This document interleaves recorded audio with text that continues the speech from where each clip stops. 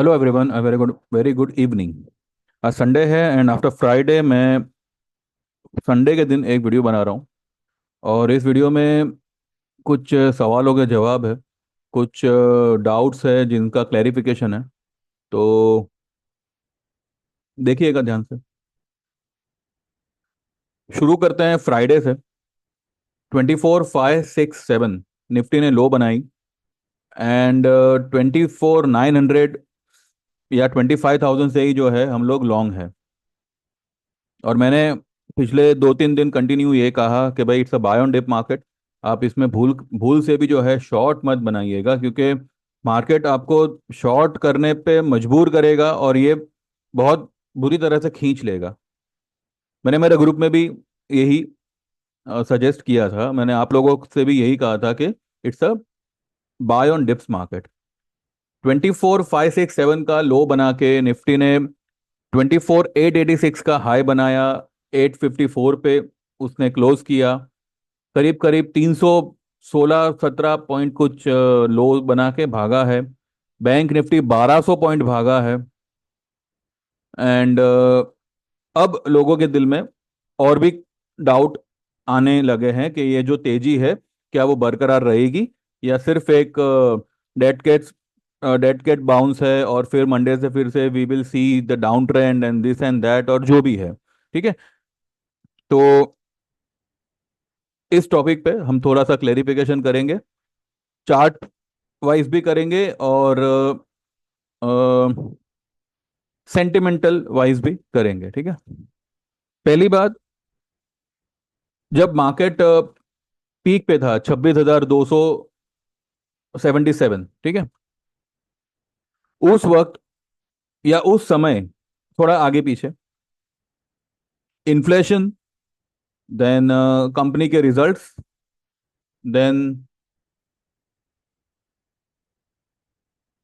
स्टिम्यूल्स, China का स्टिम्यूल्स जिसकी वजह से एफआईआईज इंडिया को सेल कर रहा है और चाइना को बाय कर रहा है, और चौथा था इजराइल ईरान का वॉर।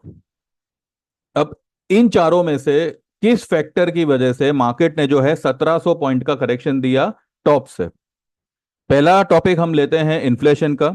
तो देखिए, जब से स्टॉक मार्केट बना है वर्ल्ड में, ठीक है, हमारे इंडिया में तो बहुत देर से बना, जब से स्टॉक मार्केट वर्ल्ड में बना है तभी से इन्फ्लेशन बढ़ा ही है। अगर इन्फ्लेशन की वजह से मार्केट में सेलिंग आती है तो उस हिसाब से आज का जो इन्फ्लेशन है उसके मुकाबले तो हमारी मार्केट आज बंद हो जानी चाहिए।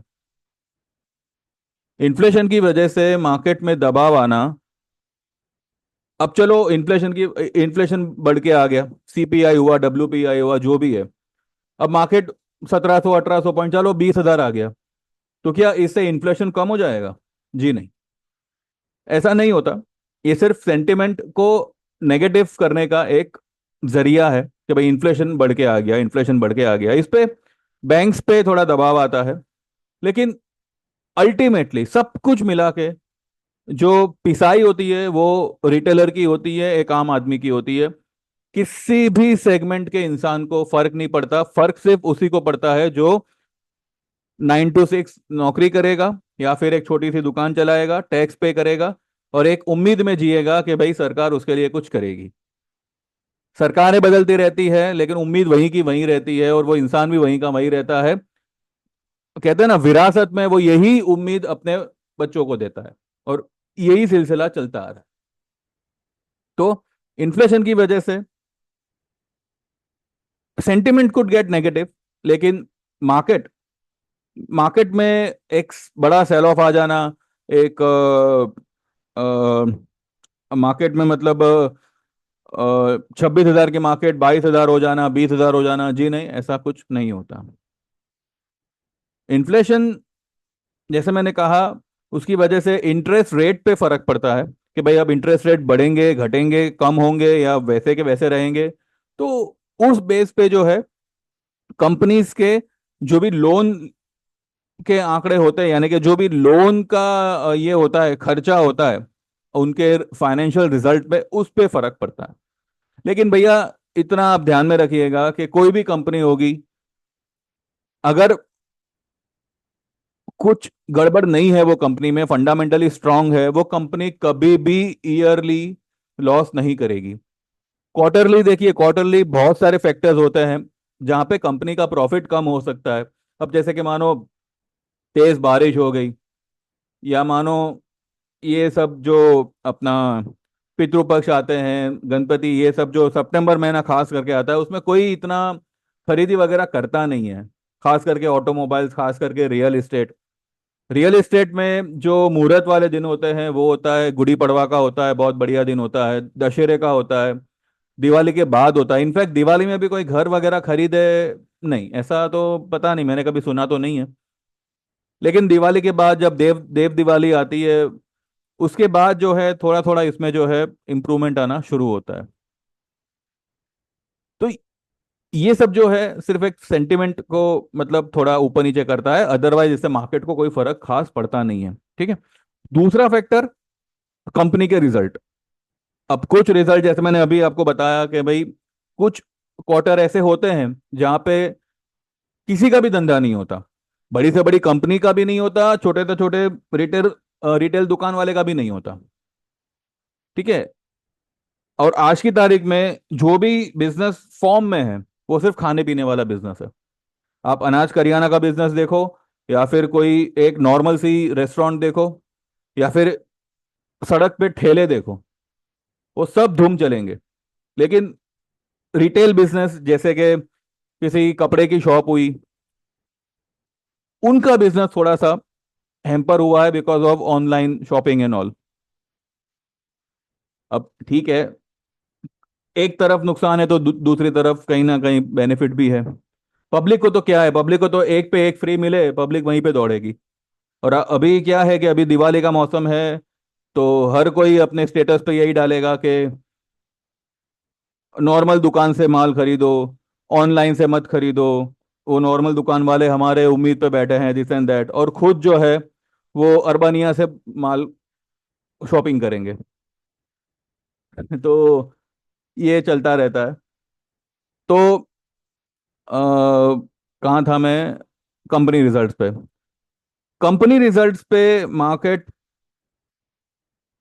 ऊपर नीचे होता है, लेकिन जब 26,200 पे मार्केट थी, 277 पे मार्केट थी, उस वक्त एक अनुमान आया, एक अंदाजा आया कि शायद कंपनी रिजल्ट इस समय ये जो क्वार्टर चल रहा है उसमें, मतलब जो क्वार्टर खत्म हुआ जिसके रिजल्ट्स अभी आ रहे हैं, उसमें थोड़ा बहुत डामाडोल हो सकता है।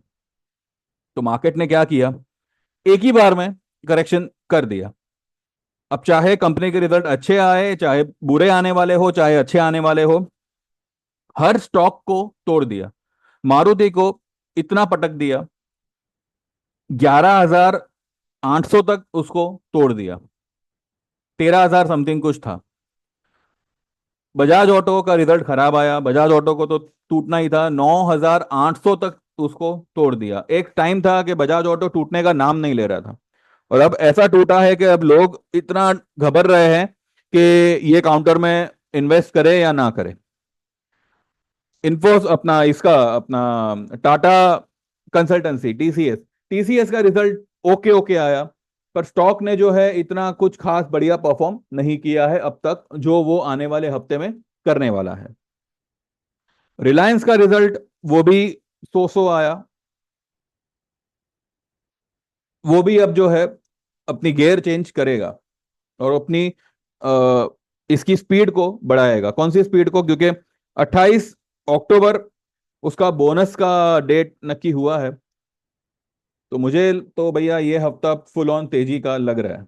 लेकिन फिर भी जो है, जो डाउट्स लोगों के दिल में है, जिसकी वजह से मुझे मैसेजेस वगैरह आ रहे थे, और मैंने कल भी मेरे फ्राइडे वाले वीडियो के कमेंट सेक्शन में मैंने एक मेरे व्यूअर से कहा था कि मैं एचडीएफसी के बारे में क्या है क्या नहीं, उसके बारे में मैं आपको कल बताऊंगा, यानी कि आज बताऊंगा। पहले हम ये फंड, ये सब जो पॉइंट्स है उसको क्लियर करते हैं।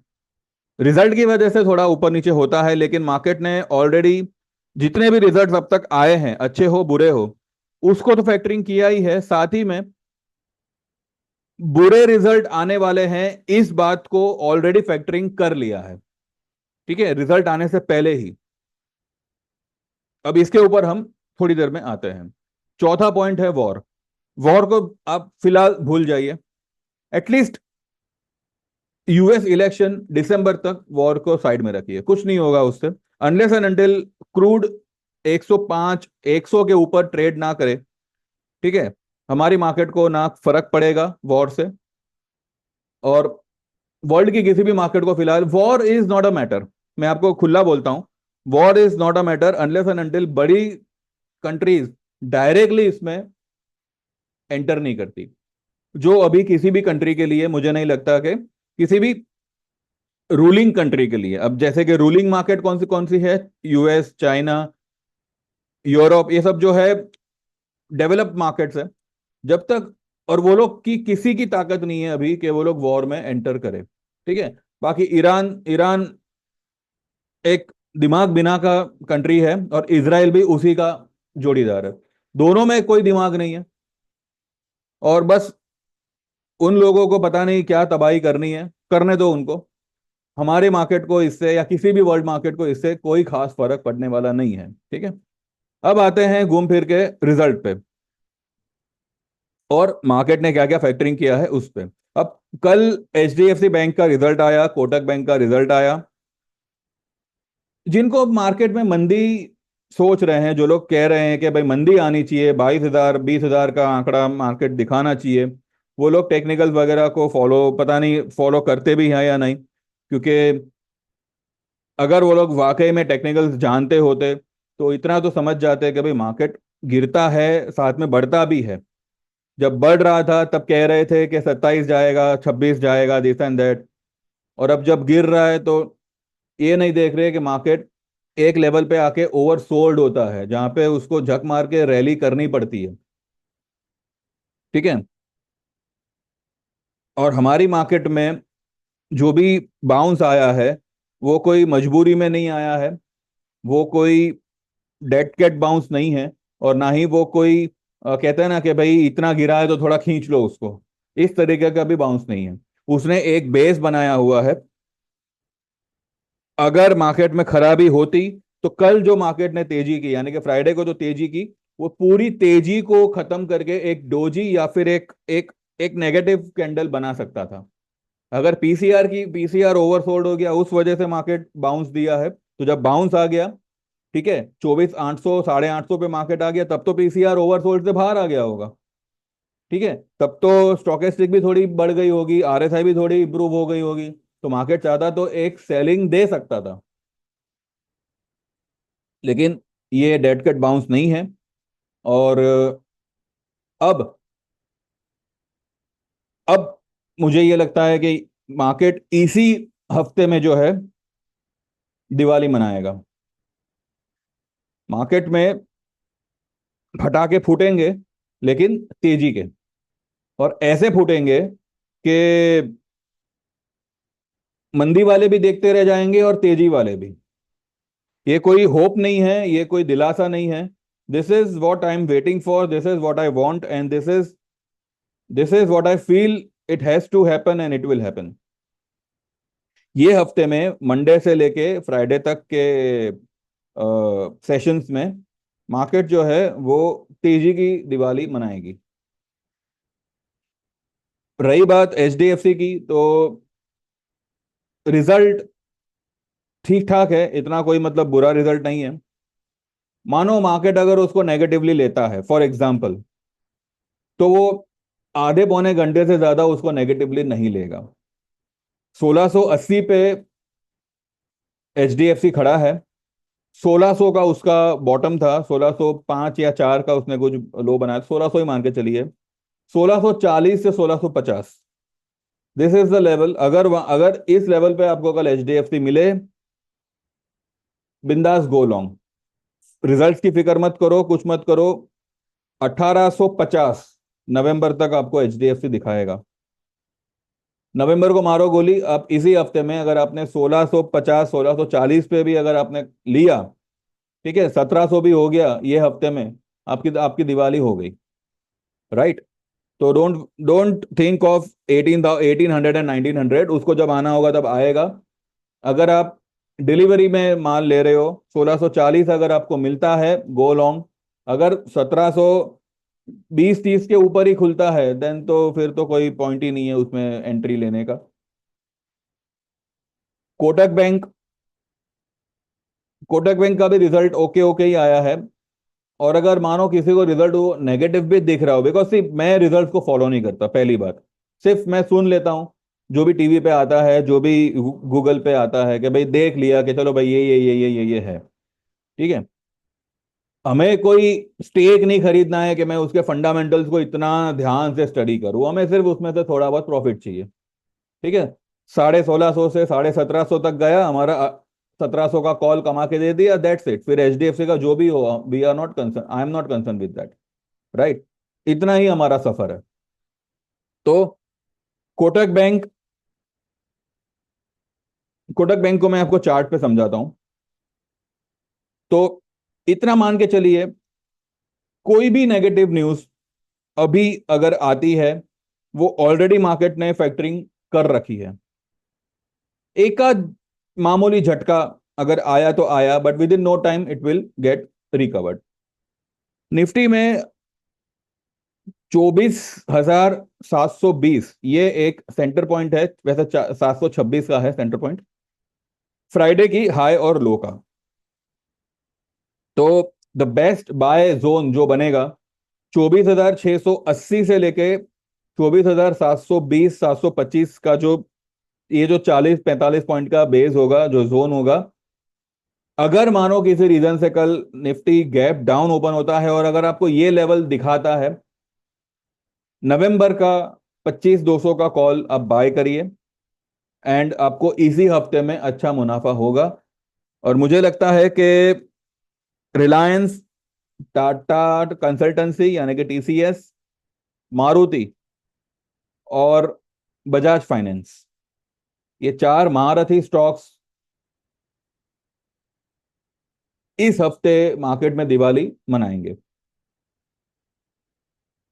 तो मेरा तो अभी भी यही मानना है कि irrespective of the results, Diwali एक बड़ा त्योहार है इंडिया का, सेंटिमेंट को खराब नहीं होने देंगे। वैसे कई दिवाली मैंने देखी है, 2009 की, 2010 की, जहां पे दिवाली के टाइम पे मार्केट मंदा रहा है, पर इस बार ऐसा नहीं होगा। ठीक है। दिवाली से पहले ही जो है, अगर हम 26 को भी टेस्ट कर ले, 26,000 को, I won't be surprise, but at least ये हफ्ते में आई आई एम विलिंग टू सी 25 600 से 800 का level in spot by Friday. तो मार्केट ने अपना करेक्शन आई बिलीव कर लिया है, और अभी 24,567 से, यानी कि 24,567 से 2,000 से 2,500 पॉइंट का रैली मार्केट करना चाहिए। This is what I believe. तो हाँ, ये हफ्ते में करना क्या है, जैसे जैसे अक्टूबर के कॉल्स आपके रिकवर होते हैं, अक्टूबर में आपको जैसे कि मुनाफा होना शुरू होता है, जस्ट जस्ट बुक अक्टूबर वाले ऑप्शंस, नवंबर वाले एज इट इज रखिए। ठीक है। और कल अगर आपको कोई डिप मिलती है 24,700 680 के आसपास, अगर मानो स्पॉट निफ्टी अगर आपको मिलता है, 22,200 का कॉल पकड़िए नवंबर का, एंड जस्ट सिट क्वाइटली। ठीक है। ये आपको इसी हफ्ते में अच्छा खासा प्रॉफिट करके दे देगी। Don't worry about any negative news. ये जो लॉट साइज बढ़ेगी, ये तो हमें पता ही है कि लॉट साइज बढ़ने ही वाली है, इसमें कोई नई बात तो है नहीं। 75 की लॉट साइज होगी, ये सब कुछ मार्केट ने फैक्टरिंग करके रखा हुआ है। और एक बात ध्यान में रखिएगा, एक बार जो ये मार्केट में आ गया, ठीक है, 10,000 रुपए लेके आ गया मानो, खास करके एफ एंड ओ में, और अगर एफ एंड ओ की दुकान वाला ये कहे कि भाई अब तेरा काम 10,000 में नहीं होगा, 30,000 में होगा, तो वो कहीं से भी उधार सुधार करके भी 30,000 लेके आएगा, लेकिन वो ये मार्केट को नहीं छोड़ेगा। तो अगर आप लोग ये मान रहे हो कि मार्जिन बढ़ जाएगा, सेलिंग आ जाएगी। भाई क्यों आएगी सेलिंग? पहले भी तो 75 के लॉट साइज पे निफ्टी ट्रेड हो ही रहा था। तो आई डोंट थिंक सो कि ये कोई बड़ा मैटर करेगा। और बस तेजी है। मेरे को तो बस इतना ही समझ में आता है। बाकी जो लोग को मेरी बातें समझ में आती है, they can like this video, they can subscribe to my channel. और जिनको मेरी बातें कुछ ज़्यादा समझ में आती है, तो अभी इसी वक्त व्हाट्सएप करिए 9082503553। आपका नाम मेंशन करिए, आप कहाँ से हो। 1 साल वाला 15 नवंबर तक ही 8,000 रहेगा, 15 नवंबर से वो 10,000 हो जाएगा। तो जिनको भी एनरोल करना है आजकल में कर लो। और पूरे 1 साल तक 8,000 में ही जो है आपको ये हमारी सर्विस प्रोवाइड होती रहेगी। अगर कोई 3 साल का एक साथ में एनरोल करता है तो उनको 18,000 का चार्ज पड़ेगा। और अगर कोई 3 महीने के लिए एनरोल करना चाहे तो 3,000 का उसका रेट होगा। 1 महीने वाला जो है वो हम 15 नवंबर से बंद कर देंगे। नॉट 15 नवंबर, हम जो है 2 तारीख से ही बंद कर देंगे, दिवाली के बाद से बंद कर देंगे। आज अगर कोई एनरोल करता है 1 महीने में तो 1,500 में कर सकता है, उनको 1 महीने का सर्विस प्रोवाइड होगा। ठीक है। लेकिन जो नया एनरोलमेंट होगा वो 1 तारीख 2 तारीख नवंबर से बंद हो जाएगा। तो आपको इसमें से कौन सी सर्विस सिलेक्ट करनी है, सिलेक्ट दैट। सेम नंबर पे 9082503553 पे मेरा गूगल पे है, जैसे आप पेमेंट ट्रांसफर करते हो you are getting enrol on the spot. And from the next trading session आपको हमारे ट्रेड्स आना शुरू हो जाएंगे। हाँ, अगर आप मार्केट से पहले एनरोल करते हो, जैसे कि कल सुबह मानो 8 बजे 8:30 बजे, तो आपको कल से ही आना शुरू हो जाएगा। आज करो तो वेल एंड गुड। तो देख लीजिए, आपको जो जमे वो हिसाब से यू कैन गेट एनरोल। मेरी कोशिश भी रहेगी एंड मेरी विलिंगनेस भी है कि मेरे दिए हुए सारे ट्रेड सक्सेसफुल हो, और जिन्होंने भी मेरे को फॉलो किया हुआ है उनके भरोसे पे मैं खरा उतरूं। ठीक है। बाकी तो सब मार्केट इज सुप्रीम, और उससे भी सुप्रीम जो है वो ऊपर बैठा है। हम चाहे 1,000 कोशिश कर ले, होता वही है जो वो चाहता है। ठीक है। लेकिन कभी कभी ऊपर वाला ये भी कहता है कि भाई करूंगा मैं वही जो तू चाहता है। तो बस अपने नॉलेज को थोड़ा शार्प करिए, थोड़ा बढ़ाइए, और एक व्यू रखिए और सॉलिड व्यू रखिए कि भाई अगर आपने ये सौदा लिया है तो आप इसमें से पैसा बना के ही निकलोगे। ठीक है। तो इसी बात को आगे कंटिन्यू करेंगे कल से। एंड कल देखते हैं मार्केट कहाँ ओपन होता है, कैसे करता है, एंड सुबह में क्या इसका इम्पैक्ट रहता है। इनकेस अगर किसी कारण से गैप डाउन दिखे, बिल्कुल फिक्र मत करना, कोई स्टॉप लॉस वॉप लॉस करना नहीं। गो फॉर, अगर आप एचडीएफसी लेना चाहो तो नवंबर का कॉल लीजिएगा। ठीक है। अगर 1640 1650 आता है तो आप 1700 का कॉल ले सकते हैं नवंबर का। ठीक है। 1700 इसी हफ्ते या इसी महीने पार होगा, ऐसा मैं मानता हूं।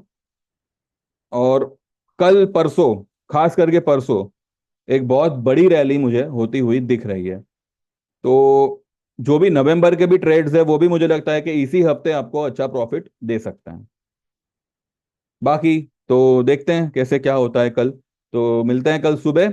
एंड अगर कुछ होगा इंपॉर्टेंट तो मैं कल सुबह अपडेट करूंगा, नहीं तो फिर after market, during the market एक अपडेट दे दूंगा। एंड फिर आफ्टर मार्केट तो हम मिलेंगे ही। ठीक है। चलिए, thank you very much, bye bye, take care, all the best, and don't worry about any kind of gap down, just go long.